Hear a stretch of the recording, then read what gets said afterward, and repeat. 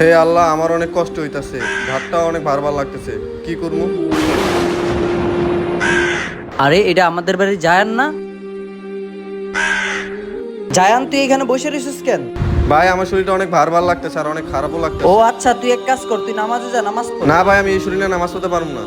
আচ্ছা ঠিক আছে, তুই থাক, আমি যাই। আসসালামু আলাইকুম হুজুর। ওয়ালাইকুম আসসালাম। হুজুর, আমগো বাড়ি জায়ান আছে না, ওর কান্দে কই থেকে যেন একটা শয়তান বর করছে, এখন এটার জন্য আমি কি করবো? শোনো, তাহলে তুমি নামাজ পড়ার পর আউযুবিল্লাহি মিনাশ শাইতানির রাজিম বিসমিল্লাহির রহমানির রহিম বলে নিজের বুকে ফু দিতে বলবা, তাহলে সব সমস্যার সমাধান। আচ্ছা হুজুর। জায়ান, হ্যাঁ ভাই, কোনো সমাধান পাইছো? হুজুর বলছে নামাজ পড়ার পর আউযুবিল্লাহি মিনাশ শাইতানির রাজিম বিসমিল্লাহির রহমানির রহিম বইলা নিজের বুকে ফু দিতে। আচ্ছা ভাই।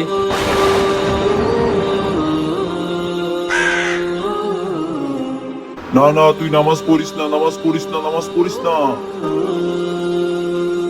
যাক, নামাজ শেষ, আবার কান্দে উড়ি।